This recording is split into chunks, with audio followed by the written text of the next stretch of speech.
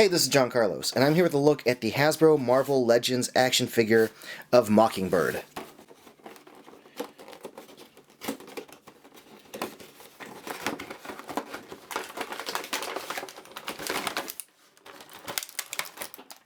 So this figure comes with pieces for the Red Skull Build-A-Figure, but I will not be building that figure. She also comes with her little billy clubs, which are awesome, and they do combine to make one super billy club. Now this figure looks rad. Like, I've always liked the design of Mockingbird's costume, and I think the way they handled it is pretty good. I like the little knee pad sculpts here. Her boots look good. The general white and black separation lines are good, but when you get to the chest, I like the fact they include like the little buttoning, the separation of the white going up the middle.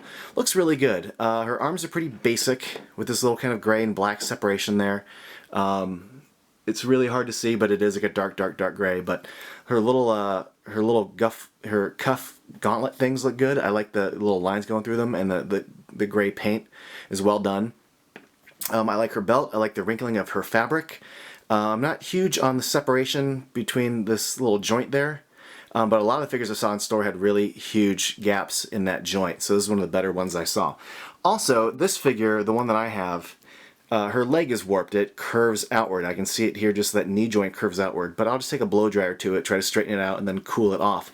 Luckily, we have these ankle joints that help stabilize the figure, so even when the leg curves out, the ankles can pivot and help that. So you got the ankle joint that goes forward and back, and the swiveling ankle joint.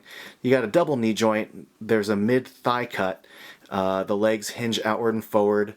There's a mid-torso cut under the breastal area. She's got the hinge at the shoulders, the full range of motion there. The ball-jointed elbow, which can swivel all the way around. The hinged wrist that swivels and hinges inward. And then you got her head joint, which doesn't have that much motion, considering her hair is like hard plastic and you can't really do much with it. You can hinge it forward, but it won't move. You can turn it side to side, but not really. But the sculpt of her head makes up for that. I don't care about her head articulation. I think the hair is really well sculpted. I like the way it lays around her shoulders. There's some really nice lines going into this sculpt.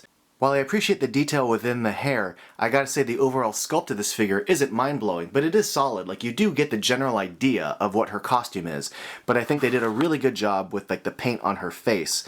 The little, like sunglasses in the front look good. You could still see her eyes through the lenses. The white shape of them looks good. They painted her lips well. And there's a good sculpt to like her chin, mouth area. It does read really well. Overall, I gotta say this figure has great articulation, so you can get her in some really cool action poses. I think, again, the simplicity of it is fine, but like they did some pretty good work on like her boots. Like the buckles look good. Like overall, I'm very happy with this figure as a fan of the character. Thanks for watching, folks.